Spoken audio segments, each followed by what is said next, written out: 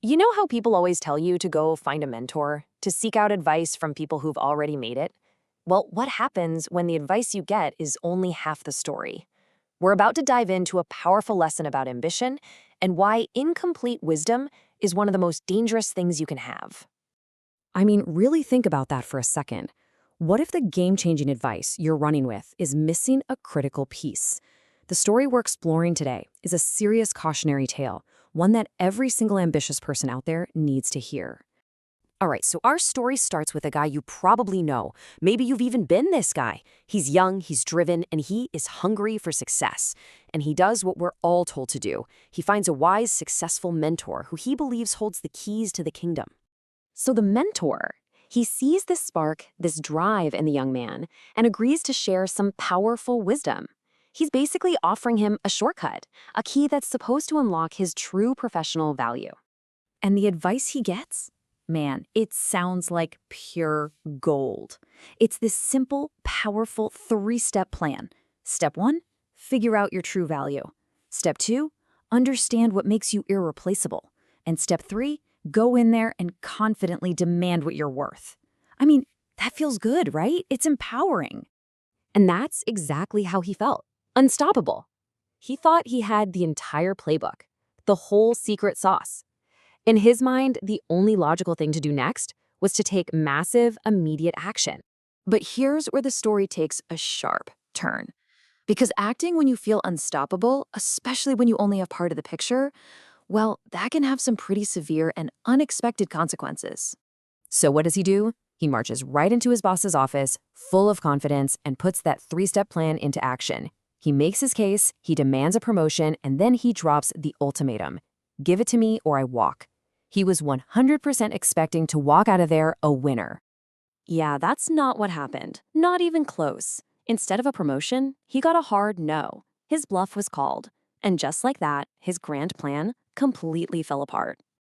And in the aftermath of that epic failure, as he's picking up the pieces, his entire world is dominated by one single overwhelming emotion.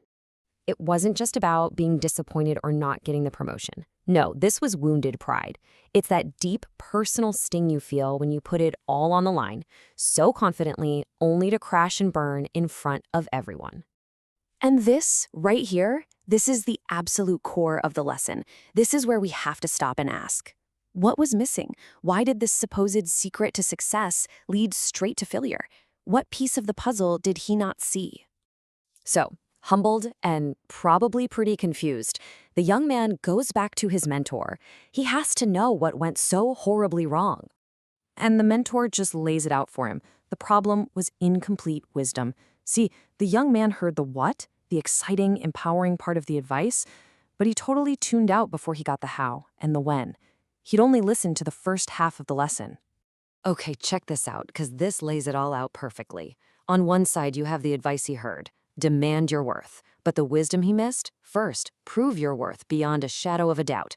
He heard, be confident, but he missed, be patient and strategic. He thought it was about never taking no for an answer, when the real secret was understanding the right time to ask so you get a yes. It's two sides of the same coin. So this idea that real wisdom always comes in two parts is such a powerful principle. Let's really break down how we can use this in our own lives.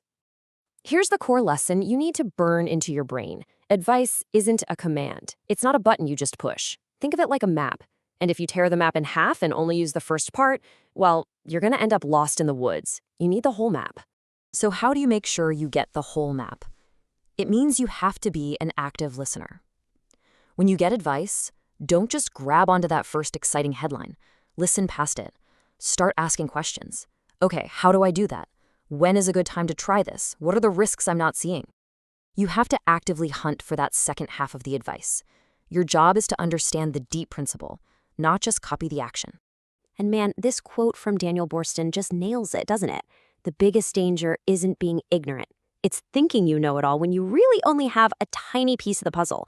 That illusion of knowledge is what gets you in trouble every single time. So I'm going to leave you with this question. I want you to really think about it. The last piece of great advice you got from a mentor, a boss, a book, are you absolutely sure you have the whole story? Or is there a quiet, strategic, crucial second half that you might have missed?